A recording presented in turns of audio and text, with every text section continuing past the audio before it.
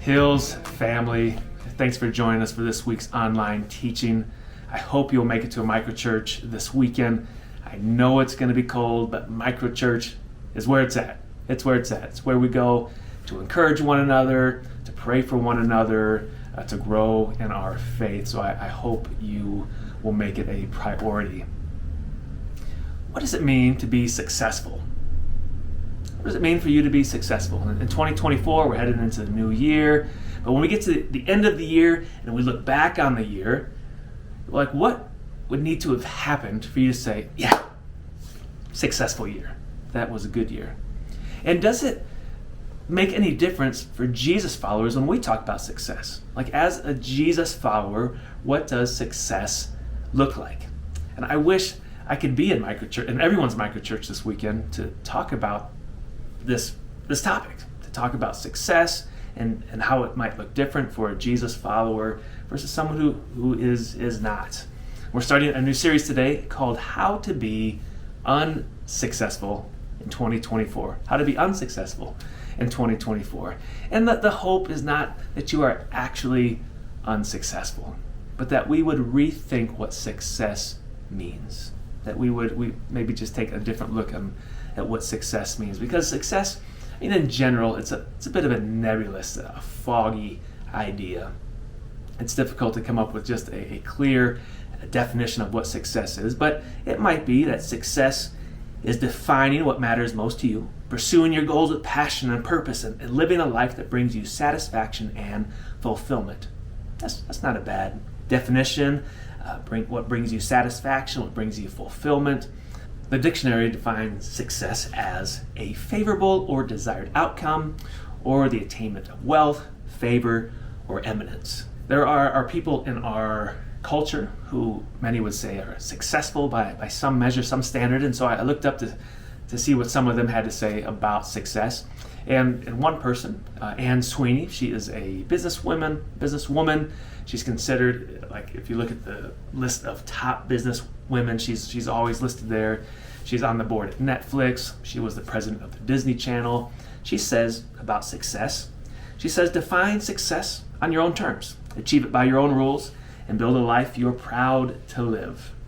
Maya Angelou, the poet, activist, she's passed away now, but she said, success is liking yourself, liking what you do, and liking how you do it.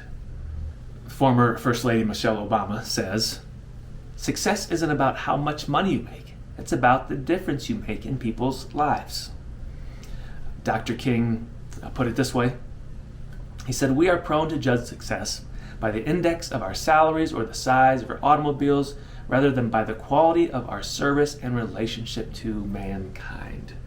This is Martin Luther King weekend. On Monday is the parade. Starts at City Park. Starts at 9:30. There they start with different people giving some speeches. An actual march from City Park down to downtown starts at 10:45. It's going to be chilly, but you might want to check out the parade.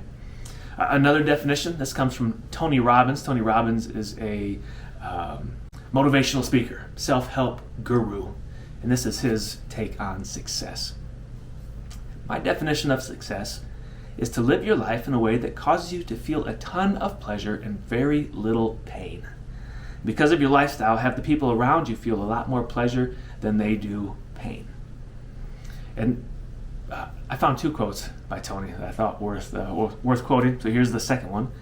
Success is doing what you want when you want, where you want, with whom you want, as much as you want. Now, his definitions are a bit more, I don't know. To me, it's a big red flag going off. Lots of pleasure, little pain. It's like, oh, okay. Well, what world do you live in? But I mean, that could be a goal for some people and a measure of success. But again, what about for the Jesus follower? What is success? And maybe success for the Jesus follower is not thinking about personal success. Yeah, not thinking about personal success. Maybe success is not thinking about success. Success might be not thinking about success, not thinking about personal success. You might call it self-forgetfulness. Self-forgetfulness. And I need to give credit where credit is due. The big ideas from today's sermon come from a little booklet. It's like 40 pages. It's called The Freedom of Self-Forgetfulness by Tim Keller. So in sermon prep, all right, we study the biblical text. I listen and read what scholars have to say. I read commentaries. Sometimes there's books that are helpful. Look up articles, do research, find examples and metaphors in those things. And I pull a little here, a little bit from there. Occasionally, I come across something that I think, man, this is so good. Everybody needs to hear this. This would be good for all of us and hopefully lead to transformation. And this little booklet is that way. And so today's ideas are taken in large part from this booklet. And next Sunday, I will have a copy for everyone who's at church next Sunday. And if you're not there next Sunday, we'll have some of the following time we meet as well. I'd love for you to have. And it's a book you can read in one setting. That's the type of, it's how short it is. Let's jump into our text today. Our text today is from 1 Corinthians chapter 3. So then, no more boasting about human leaders. All things are yours, whether Paul or Apollos or Cephas or the world or life or death or the present or the future, all are yours. And you are of Christ and Christ is of God. I care very little if I am judged by you or by any human court. Indeed, I do not even judge myself. My conscience is clear, but that does not make me innocent. It is the Lord who judges me. Therefore, judge nothing before the appointed time. Wait until the Lord comes. He will bring to light what is hidden in darkness and will expose the motives of the heart. At that time, each will receive their praise from God. Now, brothers and sisters, I have applied these things to myself and Apollos for your benefit, so that you may learn from us the meaning of the saying, do not go beyond what is written. Then you will not be puffed up in being a follower of one of us over against the other. For who makes you different from anyone else? What do you have that you did not receive? And if you did not receive it, why do you boast as though you did not?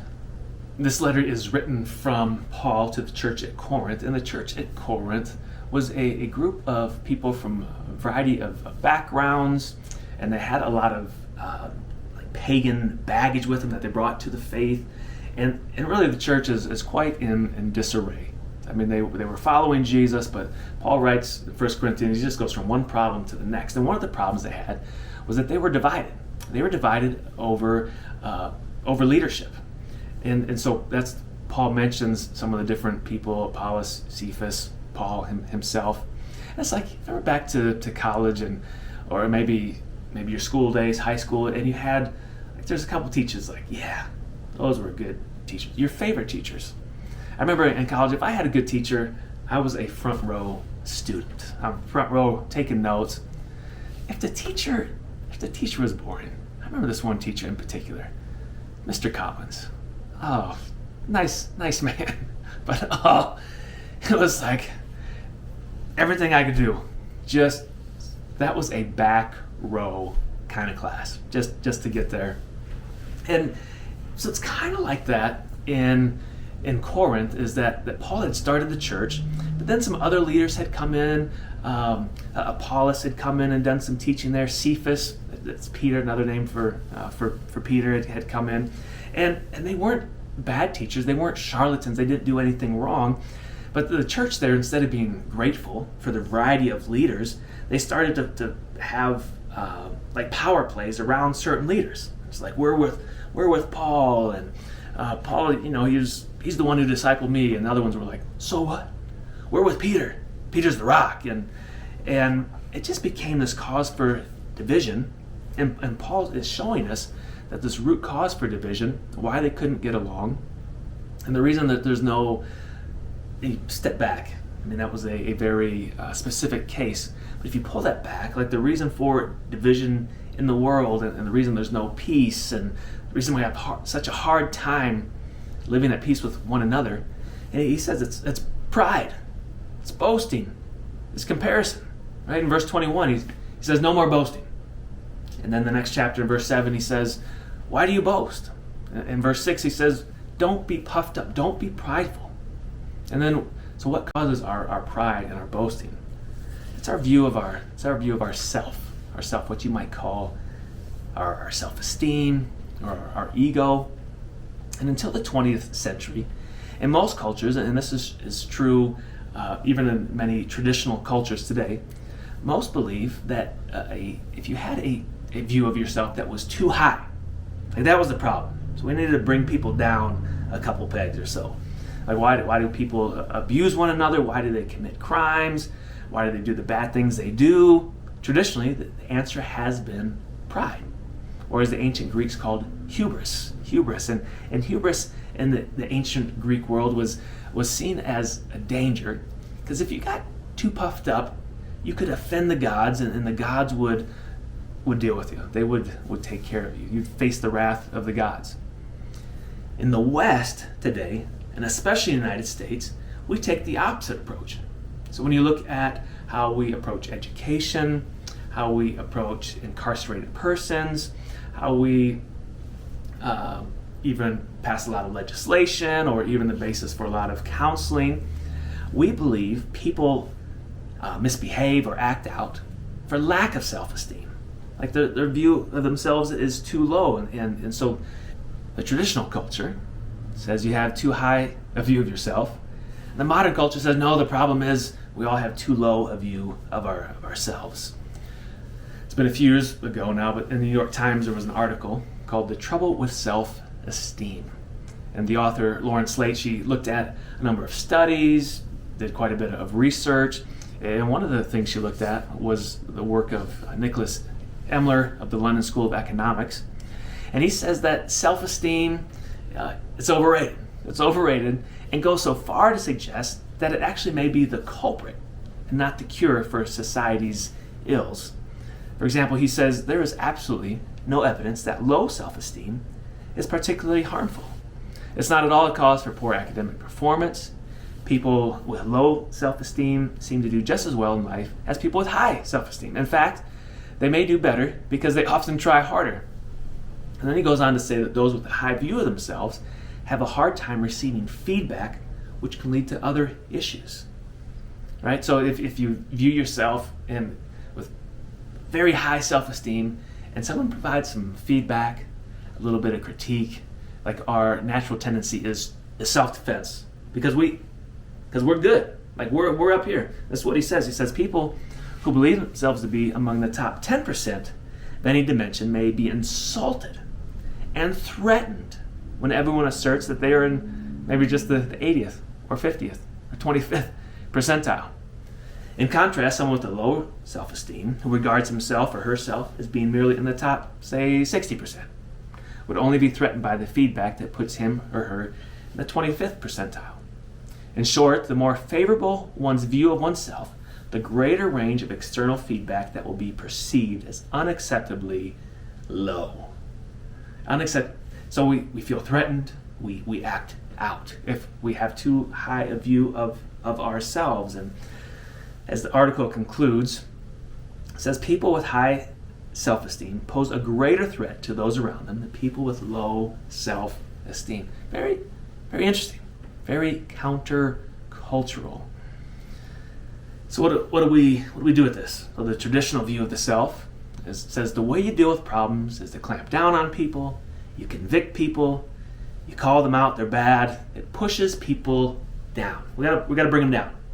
And the other side, the modern view, is that you have to support people. You have to build them up. There really aren't bad people, maybe just bad circumstances, poor education, lack of resources, not much personal responsibility with the modern view. It tries to lift people up.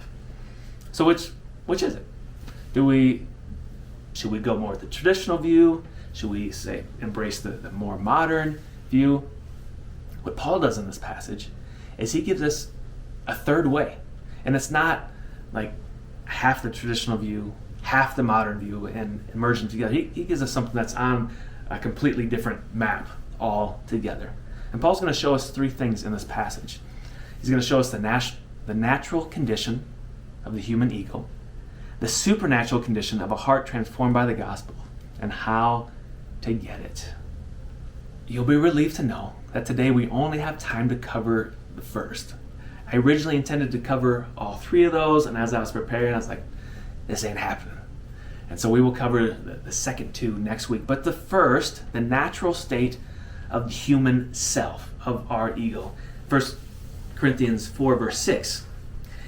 Then you will not be puffed up in being a follower of one of us over against the other. Paul doesn't use the normal word for pride here when he says puffed up. This word that Paul uses, it's a word that he alone uses in the New Testament. He uses it 6 times in this letter. He uses it one other time in another place. And scholars think that Paul is trying to teach us something about the self. The word means to be inflated, swollen, distended beyond proper size. So imagine or picture something that's been pumped up and it's about to burst. Like it has gone beyond capacity and it's about to burst. Puffed up, inflated, swollen. And I think we can learn a couple things about the self from this view of being puffed up. Is that the natural state of the self apart from God, our ego is empty, it's painful, it's busy, it's fragile. It's empty, it's painful, it's busy, it's fragile. How is it empty? How is it empty? At the center of the human ego, no matter how big it is, there's an emptiness apart from God. We are trying to build our ego, trying to build our self-esteem around something. And when you remove God out of the picture, there's always an emptiness, but there's this hope that there's a purpose out there that's big enough to fill me up, We're all looking for meaning in life, whether you're a believer or not.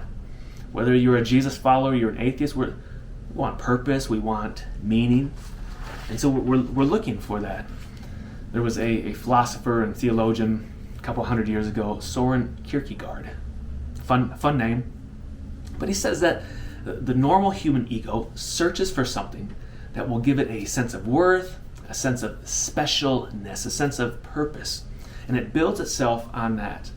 And if you try to center your life on anything besides God, it's going to be too small. And the result is an emptiness. And so the human ego, it's empty. And secondly, it's painful. When you think of like overinflated, of like a stomach that is distended, there's pain there. And like take our bodies for example. You don't notice your body unless it's aching. I didn't wake up this morning and I wasn't like, oh yeah, my toes feeling good today. Not unless my toes previously had been feeling bad. Like your body doesn't draw attention to itself unless there is some type of pain. I don't wake up and be like, oh yeah, grateful for my eyelids today. Right?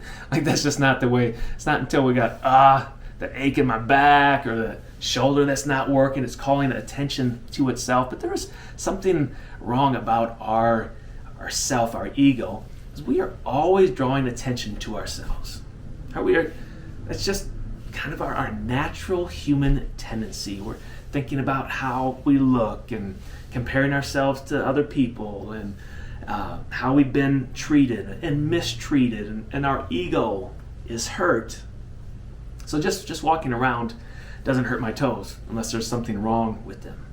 Yet we can't get through a day without feeling snubbed, ignored, or getting down on ourselves. There is something wrong with how we view ourselves, and there is something wrong with our sense of self. It's just always drawing attention to itself. Our ego is empty. It's like that bloated stomach. It hurts and it's painful. And third, because it's empty and painful, the ego is incredibly busy trying to fill up the emptiness. Like we're empty, and so we got to do something. We got to work to fill it up, and we're busy doing two things. In verse 6, Paul says puffed up. He doesn't stop there.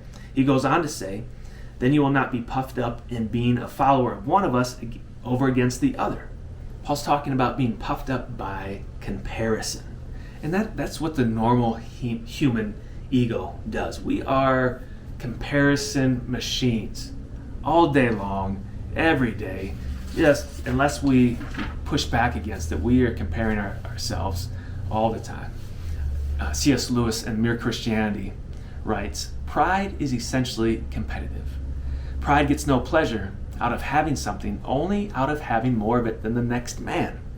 We say that people are proud of being rich or clever or good looking, but they're not.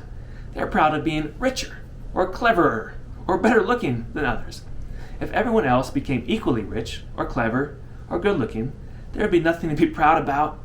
It is the comparison that makes you proud, the pleasure of being above the rest. Once the element of competition has gone, pride has gone. Comparison. We are comparison machines. When you're trying to get into a college, you're trying to build your college application, and again, you do things to get for a college to accept you, and you might even do things that you don't even particularly like to do, but maybe your mom was like, hey, it would be a good idea if you got on student council. And you're like, Mom, I don't want to be on student council. I don't want to give any speech. What's Mom say though? It would look good on your college application. Or maybe Mom tells you, hey, it'd be a good idea to go volunteer at such and such. I go, Mom, I don't want to go volunteer.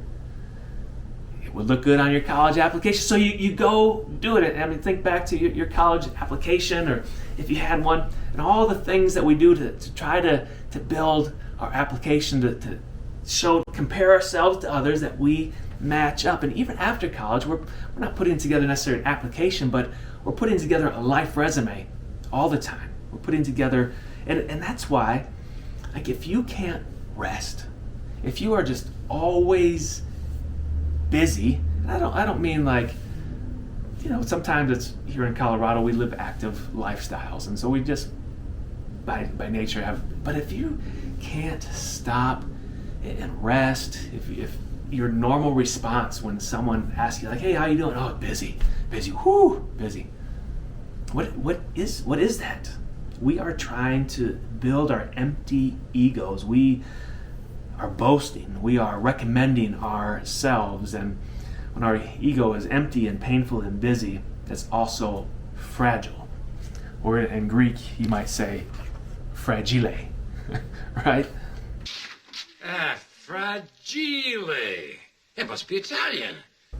Anything that is overinflated is always in the danger of being underinflated. People seem to have no pride because they hate themselves, and they tell us as much they are deflated. But it's the opposite side of the same coin. It's comparison. And you might find yourself with a superiority I can't even say it, so I don't have it. A superiority complex or an inferiority complex. And you might experience both on the same day. They both come from comparing ourselves to others with our ego, which is empty, it's puffed up, it's inflated, it's fragile. We're up, we're down, we pursue success as a means to satiate, to satisfy the desires of our egos. But what if success as a Jesus follower means finding a completely different way to view ourselves that doesn't have the big swings of ups and downs, that isn't loving and hating ourselves at the same time? Is it possible? Is it possible? You'll have to join me next week to find out in person at Hallett at 10 o'clock. But a final reflection question for us this morning is, what makes you feel good about yourself? what makes you feel good about yourself? And on the other hand, what makes you feel bad about yourself? What makes you feel bad about yourself? Grace and peace.